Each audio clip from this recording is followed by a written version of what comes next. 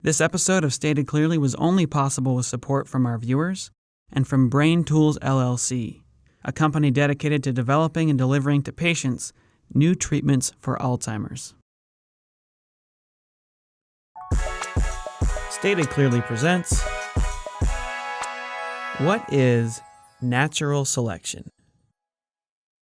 Natural selection is one of several key concepts contained within the theory of evolution. To understand exactly what natural selection is and why it's so important, let's first take a quick look at two other evolutionary concepts, descent with modification and the overarching idea of common descent. Descent with modification is the observable fact that when parents have children, those children often look and behave slightly different than their parents and slightly different than each other. They descend from their parents with modifications. The differences found in offspring are partially due to random genetic mutations. Common descent is the idea that all living things on Earth are related. They descended from a common ancestor. Through the gradual process of descent with modification over many generations, a single original species is thought to have given rise to all the life we see today. The common descent of all life on Earth is not a directly observable fact. We have no way of going back in time to watch it happen.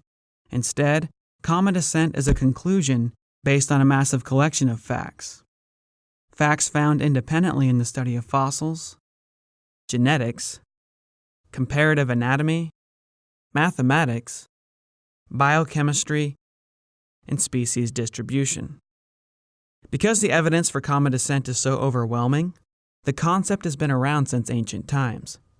In the past, however, it was rejected by many philosophers and scientists for one main reason. You cannot get order and complexity from random chaos alone. The bodies and behaviors of living things are extremely complex and orderly. Descent with modification simply produces random variation. All through history, no one could explain how complex life arose from simple life through random variation until Charles Darwin discovered natural selection. Charles Darwin, who lived from 1809 to 1882, was a naturalist, someone who studies nature. At the start of his career, he traveled the world by ship, collecting and documenting plants and animals. During his travels, Darwin became very interested in the idea of common descent. He noticed that islands contain species of plants and animals unique to those islands. They can't be found anyplace else on Earth, but they often look and behave surprisingly similar to creatures found on nearby continents. Tortoises on the Galapagos Islands can be distinguished from those of Africa. Meanwhile, with the exception of size, they're almost identical to a species found nearby in South America. Darwin believed these similarities could be best explained through common descent. Long ago, a tortoise from the mainland may have drifted to the islands, possibly on a raft of storm debris, and once arriving, laid her eggs. Random changes caused by descent with modification over thousands of years eventually transformed the island creatures and the mainland creatures so much that they could no longer be considered the same species.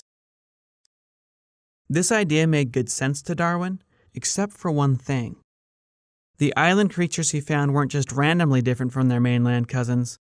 They were specially adapted for island life. The Galapagos is a collection of 18 main islands, many of which are home to tortoises. The larger islands have lots of grass and vegetation. Tortoises there grow extra heavy and have dome-like shells. Some of the smaller islands have very little grass, forcing the tortoises to feed on island cactus. The best cactus pads grow on the tops of these plants. Fortunately, tortoises on these islands are equipped with expanded front legs and saddle-like shells, allowing them to stretch their necks extra long to reach their food. It's almost as if these island creatures have been perfectly sculpted to survive within their unique environments. How did this sculpting take place? Random descent with modification alone could never do such a thing. Darwin drew upon his knowledge of selective breeding to answer this question. For thousands of years, farmers have been taking wild plants and animals and through the process of selective breeding, have sculpted the original wild forms into new domestic forms, much better suited for human use and consumption. The process is slow but simple. If a single plant produces 100 seeds, most will grow to be nearly identical to the parent plant. A few, however, will be slightly different. Some variations will be undesirable, smaller size, bitter taste, vulnerability to disease, and so on. Other variations will be highly valued. Thicker, sweeter leaves, for example. If a farmer only allows the best plants to reproduce and create seeds for the next crop, small positive changes will add up over multiple generations, eventually producing a dramatically superior vegetable. You might be surprised to hear that broccoli, cauliflower, kale, Brussels sprouts, and cabbage are all just different breeds of a single type of weed commonly found along the shores of the English Channel. The evolution of this original plant into all the varieties we see today was carefully guided by different farmers around the world who simply selected for different traits.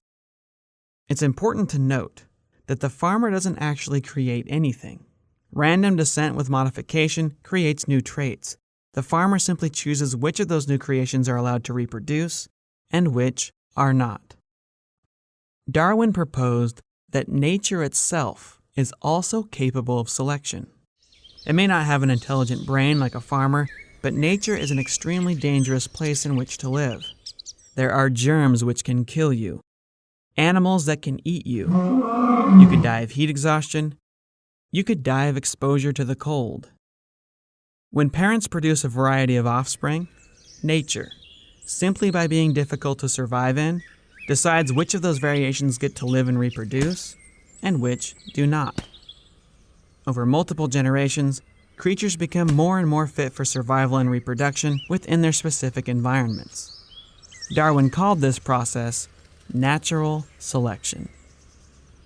Since Darwin first put forth his idea in the mid-1800s, natural selection has been studied and witnessed numerous times in nature and in the science lab. What started out as a mere idea is now officially an observable fact. Darwin's discovery has greatly expanded our understanding of the natural world. It's led to countless new breakthroughs, and it finally allowed scientists to seriously consider the idea of common descent. So to sum things up, what exactly is natural selection? Natural selection is the process by which random evolutionary changes are selected for by nature in a consistent, orderly, non-random way. Through the process of descent with modification, new traits are randomly produced. Nature then carefully decides which of those new traits to keep. Positive changes add up over multiple generations. Negative traits are quickly discarded. Through this simple, ongoing process, nature, even though it does not have a thinking mind, is capable of producing incredibly complex and beautiful creations. I'm John Perry, and that's natural selection stated clearly.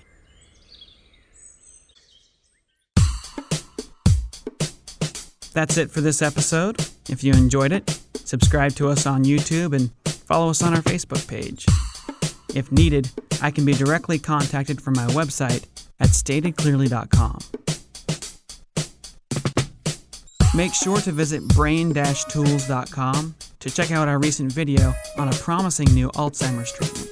That video shows you the basics of how the brain works, how Alzheimer's destroys memory, and how a brain tools drug called MSF achieves unprecedented revival of memory.